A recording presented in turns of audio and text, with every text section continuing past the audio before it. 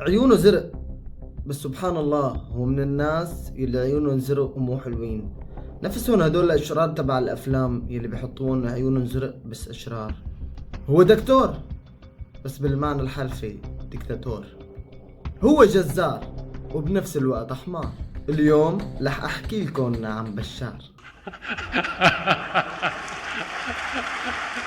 بالوقت اللي كان هو حاكم فيه بلد الخيرات، طلع الشعب لحتى يطالب بأبسط الشغلات.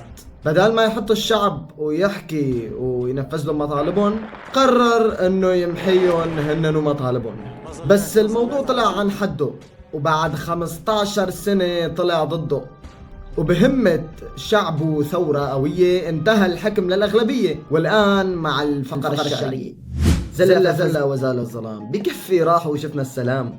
أسد قطة أم هو غلام، قاموا فقمنا أزلنا الركام، أردنا الكفاح ورد على العدا، جاء الخسيسة بعد الركيك فكلهم وكلهم لا يجري فدا، قل القليل وزاد الكثير وعاد البلاد أقل القلى، حكمنا بدم حكمنا بجمر وعمري وعمرك راح سدى، فلا اليوم نسكت لا الغد نترك، وهنا الحياة ستبدو غدا، وراء القليل هناك الكثير ولا قد خلت من فتنة، دفاع أقالوا جهادا فقالوا وكان الكثير سنة، مشوا على طريق سليم فهم هذه الأمة، والسلام على من أتى بالإسلام.